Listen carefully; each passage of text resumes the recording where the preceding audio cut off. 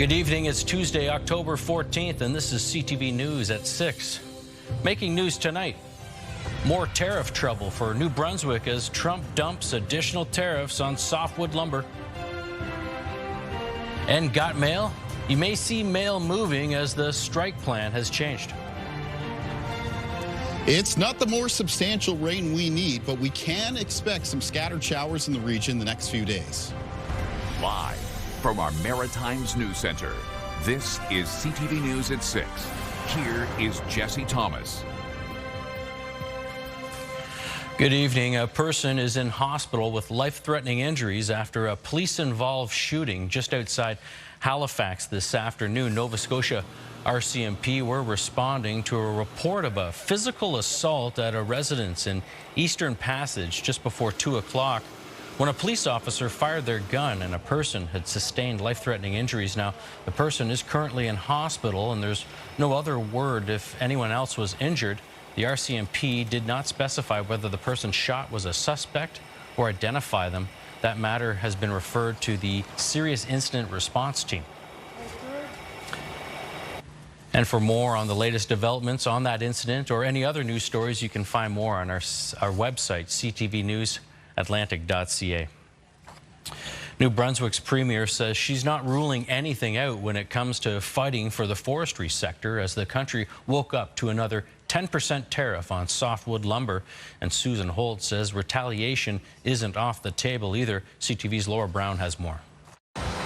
The softwood lumber industry is far from thankful after the holiday weekend. More American tariffs came into effect this morning, 10% on top of the already existing 35%. 45.19% tariff on this sector is going to mean a loss of jobs. It's going to mean a loss of economic activity.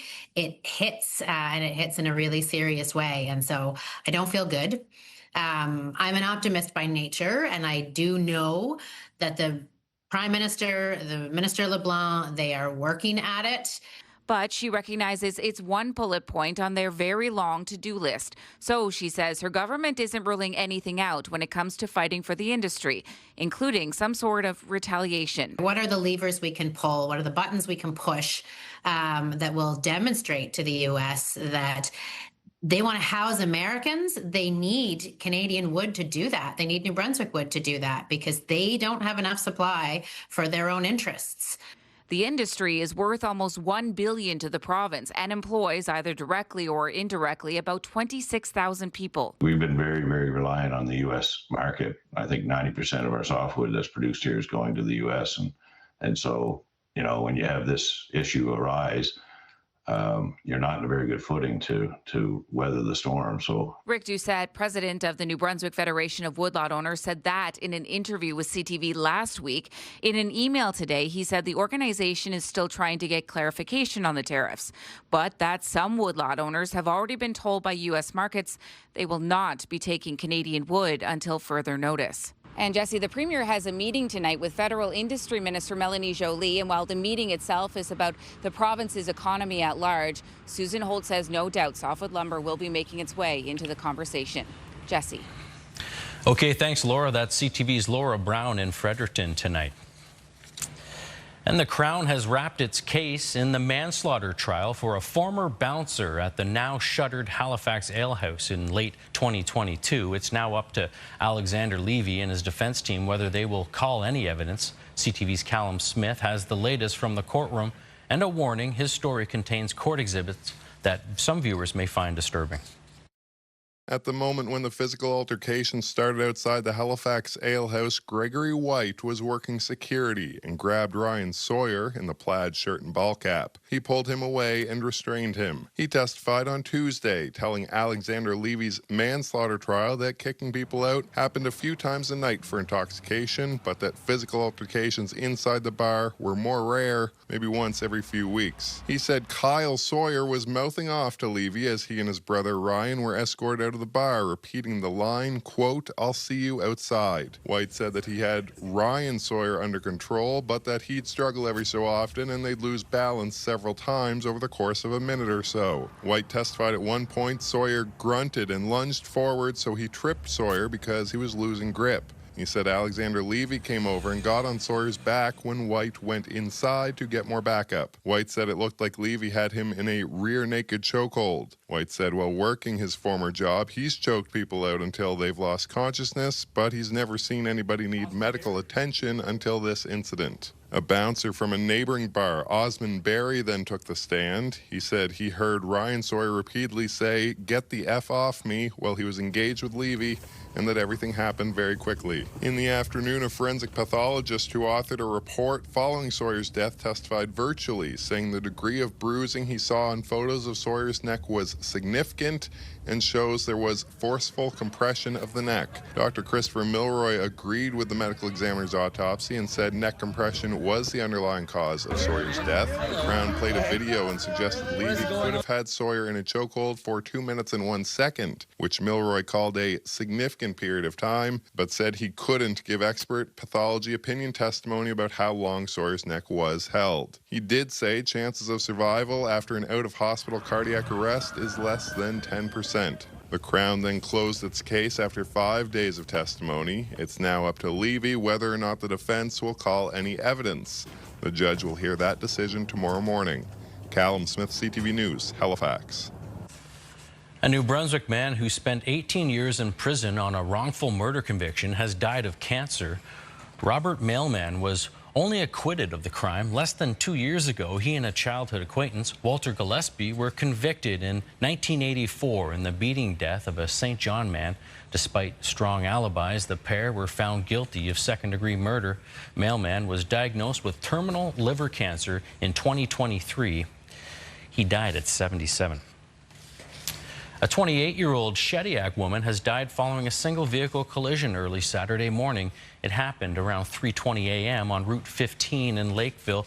Police say it's believed she was driving westbound when she crossed the center line, entered a construction zone, and collided head-on with a parked vehicle. The woman was pronounced dead at the scene. No one else was in the car at the time. The investigation there is ongoing.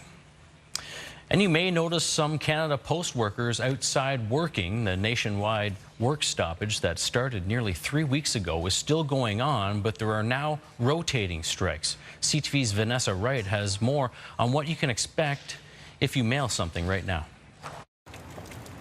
Canada Post workers are back at work, but are technically still striking. The union, representing 55,000 employees, say they've shifted to a rotating strike action, meaning the mail is moving again, but not on a regular schedule. It's definitely a little awkward to be back without, a contract like set in place and going on rotating. But yeah, it's a little stressful being back. The union says the goal is to minimize service disruptions as negotiations between the company and its workers continue. Postal workers walked off the job back on September 25th, but now with a rotating strike, businesses say deliveries can't come fast enough. We have customers in Toronto that are tried and true customers. They are very loyal to us. They expect their treats pretty quickly, and they deserve that. So not being able to offer a reliable source on getting our product to them is very difficult. This small business manager says they have sent some products out with a different courier, only because there's no telling when shipments through Canada Post would make it. The timeline is definitely up for debate. Not knowing whether that is like 3 days to 6 weeks is not beneficial for us at all. And for everyday Canadians, the ongoing strike means making adjustments to how they send their mail. I'm a new senior. I just turned 60. So I haven't noticed that difference yet. But for sure, if I didn't have a basic understanding of some of the tech and some of that, I would guess I would really have a problem for sure. Change is difficult depending on your personality, and seniors and high needs individuals are who I've been seeing that the postal strike is affecting just in our small town of rural Alberta. Well, the union representing postal workers says the strike hasn't ended, it's just changed. Canada Post says Canadians should still expect uncertainties and delays. Jesse? Thank you, Vanessa. That's Vanessa Wright reporting from downtown Halifax tonight. And New Brunswick has made some changes to how immediate roadside suspensions are handled when it comes to impaired driving. The amendments are a result of a recent court decision that clarified the new drinking and driving laws.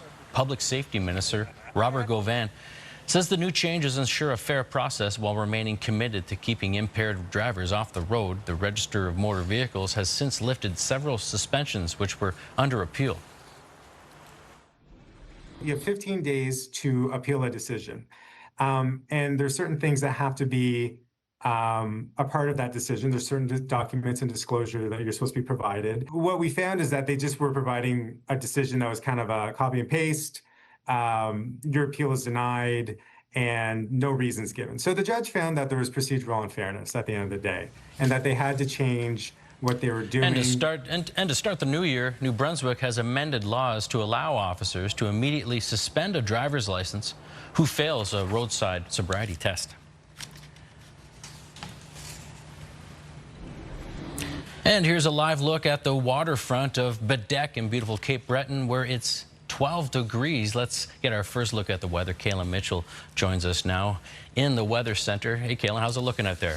Jesse, well, it's a beautiful fall day, or was, across many parts of the Maritimes. A perfect one for getting out there and looking at some fall colors. I wish we were looking at a fall color map in behind me for the region, but instead, this is the update from the Canada Drought Monitor through the end of September. And you can see that most of the Maritimes, and no surprise given how dry the month of September was, remains in drought, with many locations listed as being between severe and extreme drought, with the driest areas being listed as being in exceptional drought, and that includes parts of the south of New Brunswick, the Annapolis Valley in Nova Scotia, and around the Minas Basin and parts of Cumberland and Colchester counties. They did note that, of course, has had impact on the harvest when it came to things such as pumpkins and blueberries. We've heard about that, and water levels being low as well. And so far through this month of October, we haven't had a tremendous amount of rain in the region either, so we're still looking for more wet weather. Now, we do have some showers in the forecast over the next couple of days, but they're going to be very hit and miss around the Maritimes, and mostly on the lighter side. There's a band of showers coming in right now, basically across the northwestern half of New Brunswick. But again, those are going to be quite light, and over the next couple of days, there'll be some further scattered showers in the Maritimes. But overall, rainfall amounts from those showers expected to be quite low over the next 24 hours. Any communities that do happen to have a little bit of a shower move through can probably only expect to pick up trace amounts of rain to maybe a few millimeters locally. Now, temperatures today, highs were up around the mid to high teens. Of course, going to be cooling down tonight, and especially for the province of New Brunswick, we'll be getting a little bit chillier during the overnight hours, and a frost advisory has been issued for eastern and central and southern areas of that province. I'll have more on the forecast when I'm back a little bit later on, Jesse. Right on. Thanks, Kaylin. Yeah, don't go anywhere. We'll have that full forecast later on. In other news now, the province of New Brunswick is spending over $7 million on an emergency fund to help support the homeless in the province. This comes on the heels of a provincial task force being set up last month. CTV's Derek Haggett has the details. New Brunswick's homeless crisis continues, but the provincial government is hoping a new emergency housing fund will bring the numbers down. We've got 329 people living on the street this month in Fredericton. We've got 370 living on the street this month in St. John.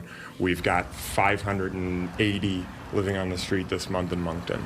The province is spending $7.4 million to set up a conditional grant program for community nonprofit housing organizations.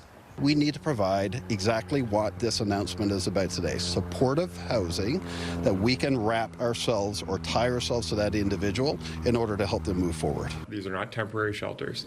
These are actual places for people to live in the short term as transitioning from a tent to a bed. Last month, the province announced a ministerial task force on homelessness. One of its goals, lower the number of chronic homelessness by 40% by the year 2029. Homelessness is increasing, but we got to remember, homelessness is not just about addiction and mental health. It's about affordability. NB Housing will collaborate with the Department of Social Development to start the emergency grant.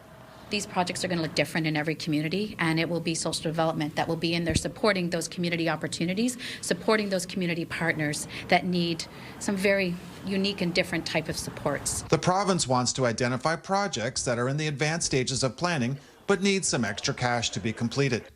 Baker says he's already been in touch about 4 projects he currently has on the go. Derek Haggett, CTV News, Moncton.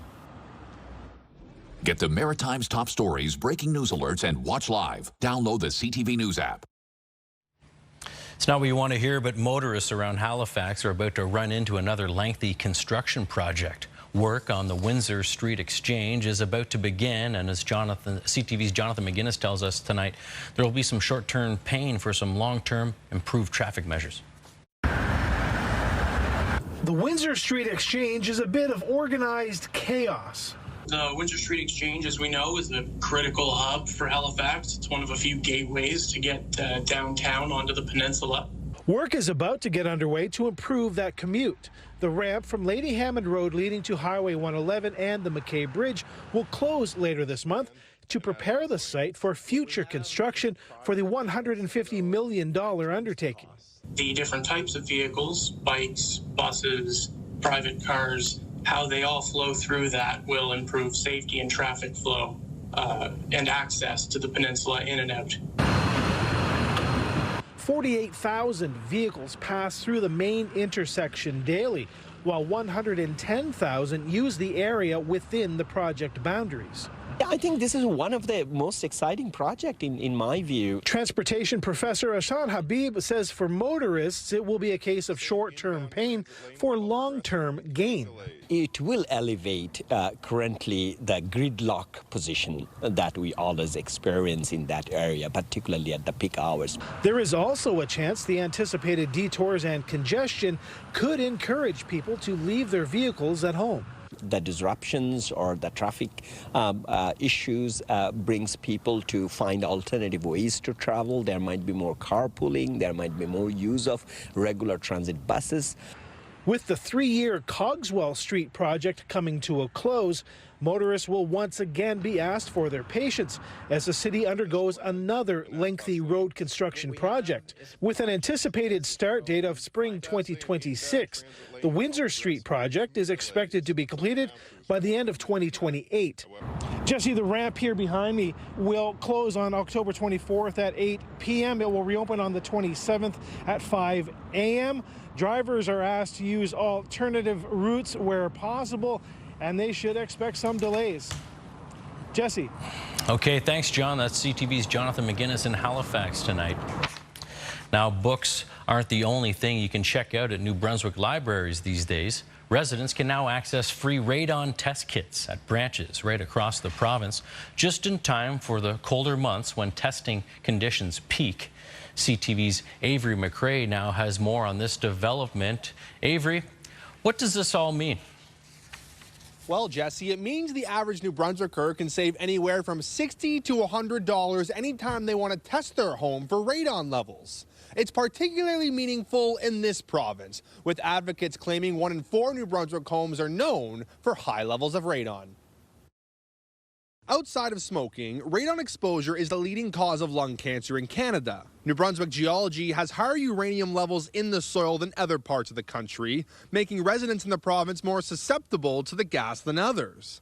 To make these free test kits possible, the province is partnering with the New Brunswick Research and Productivity Council as well as NB Lung. The kits will include a 90-day test and general info about the harmful gas. The council will analyze tests and provide results. It's actually sort of a rare instance where New Brunswick is really ahead of the game. We'll be the first province in Canada to roll out a provincially funded radon testing program. And it's a great first step towards people knowing more about their home and learning a bit more about radon, which is the second leading cause of lung cancer in Canada. Radon is an invisible gas that doesn't have any distinct taste or odor. It can easily enter a home through foundational cracks, floor drains, and other gaps and spaces within a home. If a home is found to have high radon levels, it can cost thousands for mitigation efforts, something NB Lung hopes the government will aid residents with in the future. Now, Jesse, fittingly, this is the best time of year to conduct a home radon test. The reason is because most people tend to keep their doors and windows closed as the temperatures drop, and the limited airflow tends to get the best results. Jesse? All right, thanks for this, Avery. That's CTV's Avery McRae in St. John this evening. Now, Maine Governor Janet Mills, who met with Atlantic premiers this summer to discuss trade war challenges, has launched a run for U.S. Senate. Mills made the official announcement in a 2-minute video released earlier this morning. This 77-year-old Mills is a 2-term Maine Governor and former Attorney General. In late July, Mills met with the Maritime premiers to discuss and tackle issues around the trade battle with the U.S. and tourism challenges relating to it. Her entry into the race makes her the highest profile Democrat to potentially challenge longtime Republican Susan Collins. And it's election day in Newfoundland and Labrador.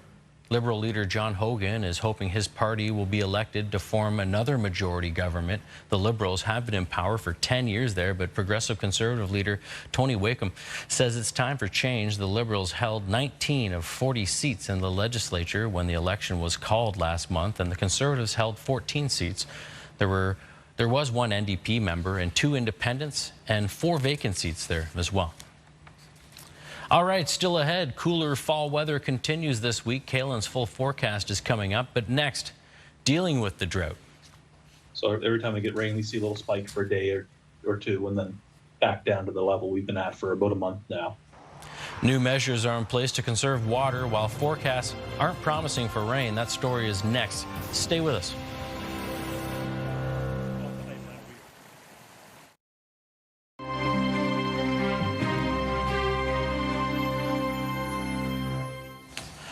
And welcome back. It's mid-October, but despite a few rounds of rain, conditions remained unusually dry across much of the Maritimes. And for communities that rely on wells, the summer drought hasn't eased up much at all. CTV's Josh Smith has more. Half the community in Memramcook relies on wells, and homeowners here say they have dried up. Well, let's see, the panic set in when I was seeing dirt coming out of my taps. Mireille Chasson has lived in the village for 14 years and has never seen it this bad. I did some washes at my friend's place, and the long, luxurious showers are gone. Not quite sure how the community is going to get through the winter. Late last week, the village of Memramcook announced they'll offer people financial help to those impacted by water shortage, paying 75% of water delivery costs up to $1,000. Today, they opened up a distribution center where residents can fill up. For a small fee of $15, they'll be able to fill up a tank up to 1,000 liters of water. So I think it's going to be well received. We're hoping that it's going to fix part of the problem. Just down the highway in Nova Scotia's Cumberland County, mandatory water restrictions that were introduced late in the summer are still in place. So every time we get rain, we see a little spike for a day or two, and then back down to the level we've been at for about a month now. Officials say they may have to truck in water, which would mean a boil order for residents and businesses like restaurants. But we want them to be prepared so that if we need to take that extra step, if the brook doesn't come up, if it keeps going down, if we don't get the rain, we could see ourselves in that position. But for homeowners like Chasson, they're doing just about anything to bring more showers. Definitely praying, doing the rain dance, and a day of rain is not what we need. We need like a week of solid rain. Josh Smith, CTV News, Memramcook, New Brunswick. And still ahead, the story of a new music, entertainment, and event space in a small New Brunswick community. But next, some rainy conditions are moving in. Overall, a picture-perfect day today, but some spots of showers in the Maritimes tomorrow. Kaylin has all those details next. Stick around.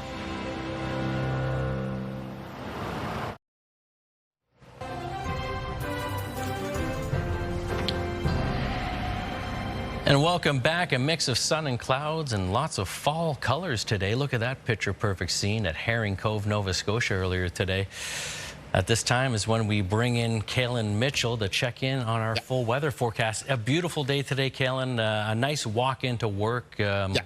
Almost felt summer-like. It wasn't really sweater weather. I had to take the sweater off. It was so hot. I was working up a sweat. Yeah, it was brisk first thing in the morning, but then in the afternoon, we did have parts of the Maritimes that were hitting high temperatures up around the high teens. So that is pretty mild for the middle of October, which, by the way, is also when we're pretty much just starting to turn the corner on the peak of our fall colors. So typical peak for the Maritimes for those colors is early through mid-October, so just moving into the mid-October point now. Let's take a quick look at weather conditions across the country, then we'll get back to our forecast. Lots of sunshine out west. northwest right now. Temperatures a little bit more on the cooler side. Prince George sitting at 9 degrees, 8 at Edmonton and 6 at Calgary. We've got 5 at Saskatoon right now and 6 at Winnipeg. Up north, it's actually a little bit milder. Whitehorse sitting at 12 degrees and Yellowknife currently sitting at 10. At Iqaluit right now, 3 degrees and a colder rain being reported. Pretty mild through southern Ontario. Got 20 at Windsor and 19 at Toronto and Ottawa, 17 at Montreal. And then here in the Maritime region, still holding on to the mid-teens. Fredericton and Halifax, 12 degrees at Charlottetown, and then 6 degrees at St. John's. Taking a look at our timeline for cloud cover and precipitation. Cloudy periods out there this evening, and a broken band of some scattered showers working its way through parts of New Brunswick, though again, those showers expected to be very light, not the significant rain that we need. As we continue to move through the nighttime, the cloudiness kind of sticks around both Prince Edward Island and Nova Scotia, but does clear up a little bit for New Brunswick. And because of that clearing during the overnight, their low temperatures get a little bit chillier, and that's why there's frost advisories out for that province. In the meantime, underneath the cloud cover both PEI and Nova Scotia overnight, there's a lower chance that there could be some spotty showers with it. But for any given community, it's about a 10 or 20% chance of a shower. Now, tomorrow's weather plays out a little bit like it did today. Generally a mix of sun and cloud in the region, though moving into the afternoon, that cloud cover will increase for New Brunswick and be accompanied by a band of some scattered showers. Now later on Wednesday, late Wednesday afternoon, Wednesday evening, a few of those showers may move into parts of Prince Edward Island and northern areas of Nova Scotia, even low chance that later Wednesday evening a couple could drift over the Bay of Fundy and get in over the Annapolis Valley. Winds in the forecast for our Wednesday will be out of the north and northwest. It'll be breezy, sustained 10 to 20 kilometers per hour with a few gusts between 20 and 40. Just look at the low temperatures for tonight, and most of the lows for the Maritimes will be around the mid to high single digits. Now, it does get a little bit cooler than that, as I mentioned, for New Brunswick, and for that province, low temperatures between 1 and 5 degrees. In the north of New Brunswick for tomorrow, high temperatures between 9 and 12 for most communities, so up to 14 for Miramichi. It'll be a little bit milder through central and southern parts of that province with high temperatures between 12 and 16 degrees. For Prince Edward Island for tomorrow, it's going to be a low chance of a shower throughout the day. Northwest winds 20 gusting to 40 kilometers per hour, and high temperatures 14, 15 degrees for most communities, including 15 at Charlottetown. Highs of 14 to 16 degrees for Cape Breton. On the north shore of mainland Nova Scotia, 15 to 17. On the eastern shore, between 14 and 16 degrees. 17 for Truro for tomorrow, and for the city centers, Halifax and Dartmouth. 16 for Chester and Lunenburg. Moving down the south shore, though, a little bit milder for Liverpool and Shelburne, with high temperatures near 18 degrees. The Annapolis Valley, highs near 17. Digby closer to 16 degrees. Yarmouth, 15. Taking a look at the 7-day outlook for New Brunswick. Some further showers expected on Thursday. Again, mostly lighter showers, though. Cloudy periods on Friday, and then a mix of sun and cloud in the weekend forecast with high temperatures around the mid-teens. Cloudy periods follow for Monday of next week, followed by a chance of showers on Tuesday. For Nova Scotia, in the forecast coming up over the next couple of days, some spotty, very isolated showers expected to be around. Cloudy periods to start the weekend, but clearing to a mix of sun and cloud for Sunday, with high temperatures coming up towards the mid-teens. Mid-teens in the forecast for Monday, the mix of sun and cloud, and a chance of showers on Tuesday. And finally, for Prince Edward Island, coming up in the forecast over the next couple of days, chance of showers. That holds right on into Friday. They'll be hit and miss and sort of off and on by nature. Cloudy periods in the forecast for Saturday, mix of sun and clouds Sunday and Monday, highs around the mid-teens, and a chance of showers on Tuesday. Jesse. Nice to see some rain and showers in the forecast. Thanks for that, Kalen. We'll check back with you later on for the wake-up weather. But coming up next, we'll talk about the flu shot and COVID boosters, who should get what and when. Dr. Lisa Barrett is our live guest in the studio. We'll have more on that. Stay with us. We'll take a break now.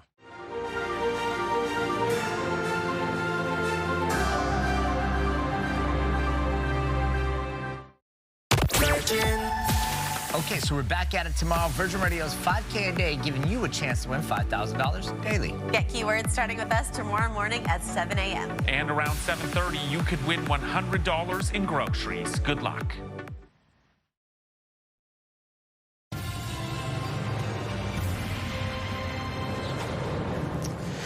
All right, it's that time of year again when folks are encouraged to get their annual flu shot. And as well, we live in this age and time where the advice now includes a COVID vaccine. But who should get what and how often?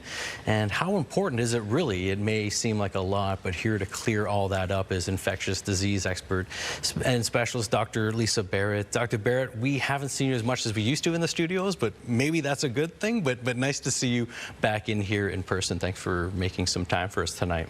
Oh, happy to be here. We're heading into flu season. What are you seeing so far on that front, or as it relates to any other viruses that we see around this time of year? Yeah, so fall is the season when we see respiratory viruses, and that's the way we refer to it. So that includes the one you mentioned, influenza, later in the fall, RSV, or respiratory syncytial virus, and of course, who could forget, COVID as well. So we have vaccines available for all of those. What are we seeing in terms of cases out there? I know there's not a lot of testing that goes on really anymore when it comes to COVID and that, but with COVID and the flu, where are we in terms of numbers, I guess? Do we have a sense of that? Yeah, well, I think we just finished Thanksgiving dinner, and if there wasn't a soul around the table who had a little sniffle, you were a rare table. So we are starting to see that we're heading into that season of the year. Kids are back in school. You start to see more respiratory viruses, sniffles, and really serious disease in older people. COVID cases going back up again. So these days we have a couple of peaks of COVID, and we're starting to see the cases go up a little bit. Flu, we're just sort of at the beginning or pre that season, as well as respiratory syncytial virus, or RSV, that usually comes a little later. So are we seeing anything yet? Yes, a little bit of COVID, and that's a good thing for us to be thinking about vaccines. Okay, and here we are then discussing this today, nice and timely. What are the recommendations as to when to get a flu shot, and who should get one, and when is too late, say, or is it too late now? Right, not too late. So we have lots of great science. There's lots of science around these vaccines, flu, COVID, and of course RSV. And the answer is, in short, the science is great that vaccines for COVID, flu, and RSV, as well as pneumonia, we haven't talked about that, are very safe. Is it time to start getting your doses of fall vaccines? Absolutely. There are appointments available in Nova Scotia. Differs who exactly goes first in different provinces, but in Nova Scotia, COVID and flu vaccine doses are starting to become available now, really important, as well as some of the RSV vaccine. So is it too late? It is almost never too late, but get on it. Thanks for that point. When it comes to the vaccines for COVID and, say, flu, is it equally as important to get both now, or who should be getting both? Yeah, so Nova Scotia's actually got really great guidance on the Nova Scotia Health website. You can get your vaccines from public health, from pharmacists, through mobile units, in all kinds of different places, including your primary care practice. So lots of ways to get there, lots of ways to book. It is really important if you have other medical conditions, if you are older, and if you are very young or have a problem with your immune system, that you make sure you get your doses this year. For some much older folks, there's a double dose special extra strength flu vaccine, and as well, there is also a large group of people with problems with their immune system, older, etc., who really should, people who live in long-term care settings, pregnant women, who should also consider getting 2 doses throughout the year of COVID vaccine. We talked about the Thanksgiving table and, you know, your nephew with the running nose and your uncle with that persistent cough. But when it comes to recognizing symptoms in this day and age, like, how do you tell what you've got as a cold or the flu or, say, COVID or both? And does it really matter what you have anymore either? How do you tell, though? Yeah, you mentioned testing earlier, and we do still have testing in Nova Scotia through Nova Scotia Health for people at high risk of severe disease with COVID and influenza, as well as RSV, so very young, very old, etc. So there are ways of figuring that out. Does it matter? Well, if you're in one of those high-risk groups, sometimes it does matter, because for some of those things, there may be treatment. And so if you're one of those people who are at high risk of bad disease with flu, RSV or COVID, do consider getting tested. There are options for you available. And some people still continue to do some home tests for COVID. And, you know, those are pay on your own for some folks. But do consider it does matter if you're at high risk, because treatment may be available. That said, when should someone maybe then see a doctor or get tested at the same time? So if you are having new symptoms, you're somebody with, you know, trouble breathing on a good day, some heart disease, and you're really not getting past this, you've got fever that's not going away, and of course, anytime you have difficulty breathing, please do seek out either urgent or emergent medical care. Are we expecting to see any pressure put on the hospital systems, kind of like we did back in the pandemic times, or are we better equipped for managing that uptick? There's no hospital system in Canada that is not stretched even now. Still. And so the best thing we can do to prevent that is to get vaccinated, which is why we're having this conversation today and reminding people that they are safe. Want to talk about best practices then before we wrap up here? I know time flies when we were having these conversations, but yeah, as we head into the flu and influenza season, what's the best practices people should be taking with them? The day-to-day things? Yeah. Good respiratory hygiene. So you mentioned the sleeve wipe. You can probably try and get rid of the sleeve wipe of the runny nose. Make sure you have tissues with you, once-use tissues. Make sure you get your vaccines. And if you are having symptoms and you're going to be around somebody who's vulnerable, not well, or has an immune system problem or other medical problems, please consider not going when you've just got that cold. Might want to save them the risk of getting a bad disease. And the best thing we can do, and the thing I tell my loved ones around me, is to get vaccinated. I sound like I say that a lot, but it's true. And it doesn't just prevent you going to hospital or feeling crappy. It actually can prevent, especially in people with underlying medical problems, from getting more heart attacks, bigger kidney troubles. Vaccines can actually help prevent that. So, don't go out when you're sick. Bring tissues, and sometimes it's worth wearing a mask if you're somebody who does have an immune system problem and you're around someone that you can't avoid who's not well. Okay, great. All good advice. Thanks for this conversation, Dr. Barrett. I wish we had more time to continue it, but I got someone in my ear saying wrap it up. So we will go for now. That's Dr. Lisa Barrett in the studio with us tonight. We really appreciate your time. Now we'll head to commercial break, but stay with us because there's still a lot more news here.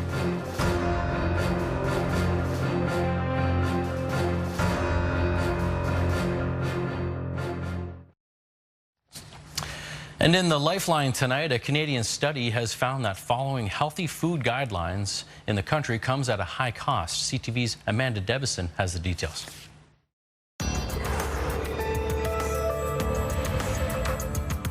A study from Laval University has found that many high sodium and high sugar foods in Canada are cheaper than healthier alternatives.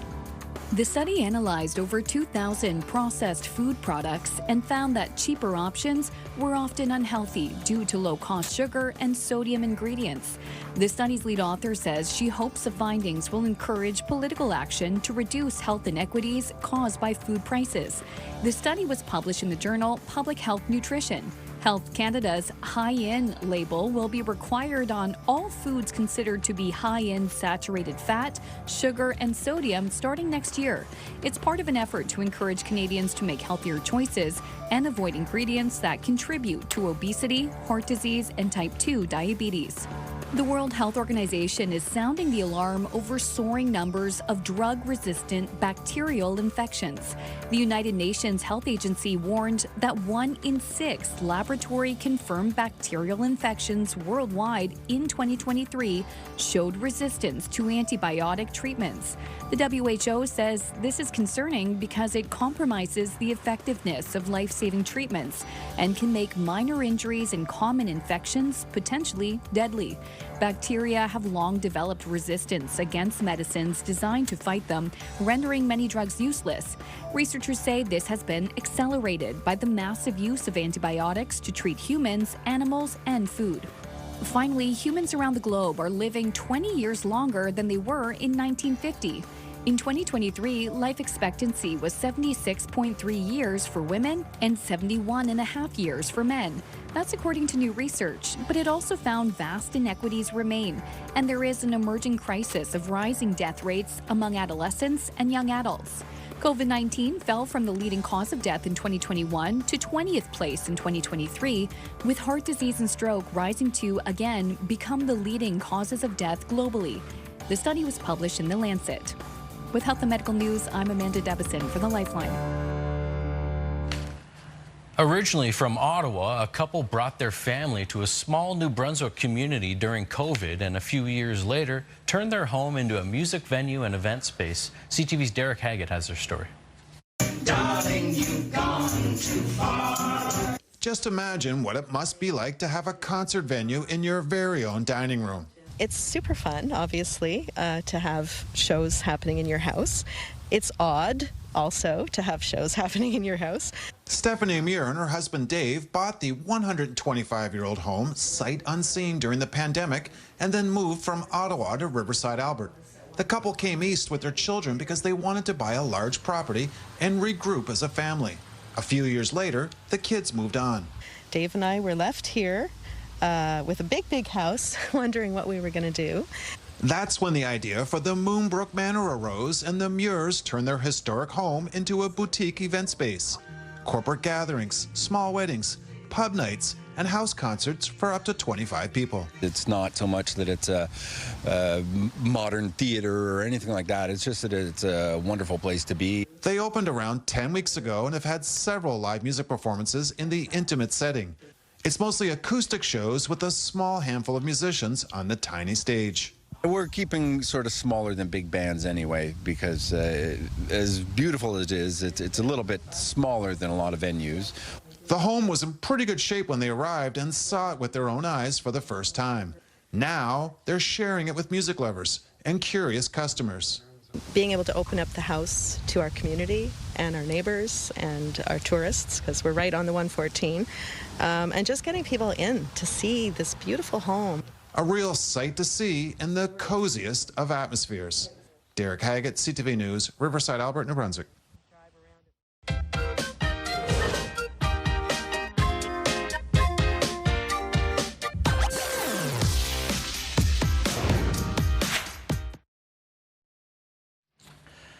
Welcome back to business news now. On the markets, the Dow Jones ended the day up 202 points. Meanwhile, a key deal in the gas sector is on track to be finalized by the end of the year.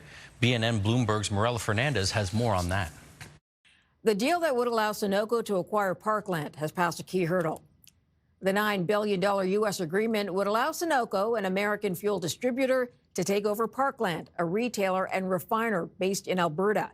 It has passed a review under the Investment of Canada Act, which weighs the benefit of foreign ownership in a Canadian company. Here are the closing numbers for the day. The Canadian dollar didn't change much. It ended the day at 71.21. West Texas Intermediate crude is down 80 cents to 58.27. Western Canadian Select is down more than $2 to 47.77. And the TSX shot up over 500 points today, sending it back up over 30,000. Those are your business headlines. I'm Morella Fernandez. All right, time now for a look at your wake-up weather. Let's go to Kaylin, who's outside in the dark now already. Hey, Kaylin. Yeah, thank you, Jesse. Although it's a pretty pleasant evening out here on the weather deck for a mid-October day, that is. Let's take a look at our viewer picture for tonight. And a little bit earlier, we were talking how we're basically coming up towards the end of the peak for the fall colors here in the Maritimes. I mean, they'll still be very nice for the next couple of weeks at end, but we're sort of coming up just past the peak now. But beautiful colors here. This was sent in from Bob Monroe. It's featured at Lake Ola in Cape Breton, Nova Scotia. It's in the Margaree Valley there. I want to thank Bob very much for sending this picture in. Bob was driving through the area. He's actually from Sydney. But let's take a look at the forecast for tomorrow for a community a little bit closer towards Lake Ola. That's northeast Margaree. And for tomorrow, it's a mix of sun and cloud and high temperature near 16 degrees, and most high temperatures tomorrow across Cape Breton between 12 and 16. Day planner for tomorrow. To start off the day, it'll be partly cloudy. It'll be cool, as a lot of October mornings are. Morning temperatures, mostly around the mid to high single digits. Moving into the afternoon, like today, a mix of sun and cloud. It'll be turning cloudier for New Brunswick, and that's the province that's the highest chance of some scattered showers developing and moving through Wednesday morning and Wednesday afternoon. Later in the day on Wednesday, late afternoon, evening hours, chance of a few of those showers getting into PEI and northern areas of Nova Scotia. Jesse. All right, thanks for that, Kaylin. We appreciate it. That is our look at the day here and all your top headlines from the Maritimes. Kaylin and I will be back here for your late news at 11:30, and you can always visit ctvnewsatlantic.ca. That's your home for news, and we've got all your updates there anytime. I'm Jesse Thomas. Thanks for watching. We'll see you back here later on tonight for the late news.